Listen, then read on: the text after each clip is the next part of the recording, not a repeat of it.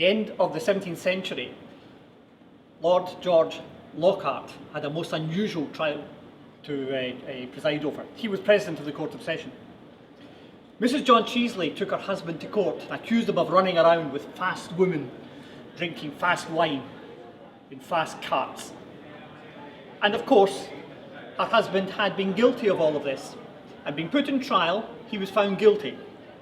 It was unusual for a man to be taken to court by his wife. And so at the end of the trial, when Lord George Lockhart found him guilty and sentenced him to pay a heavy fine to his wife, Chiesley stood up and shouted across the courtroom at the judge, "I'll get you for this, just see if I don't."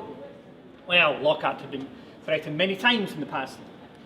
Some weeks later, he's walking down a narrow close, the Old Bank Close, much like this.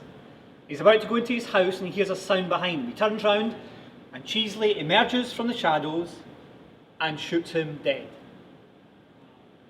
And then disappears.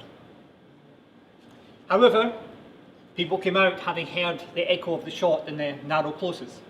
They captured Chiesley. They took him to the toll booth. He was tortured just to make sure that he had acted on his own and had not worked as part of a larger group of conspirators. His feet were put into boots, wooden shoes that were increasing in pressure on the flesh around his foot. And of course, eventually the bones broke, the blood seeped out, and he yelled in agony. Unable to walk, clearly, he was dragged to the Mercat Cross, and there he was hanged. But because the gun had been fired from his right hand before execution had been severed and was tied round his neck with the gun that fired the shot.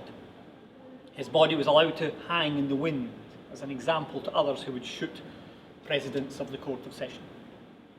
Some days later, the rope was seen dangling on its own. It had been cut, the body removed.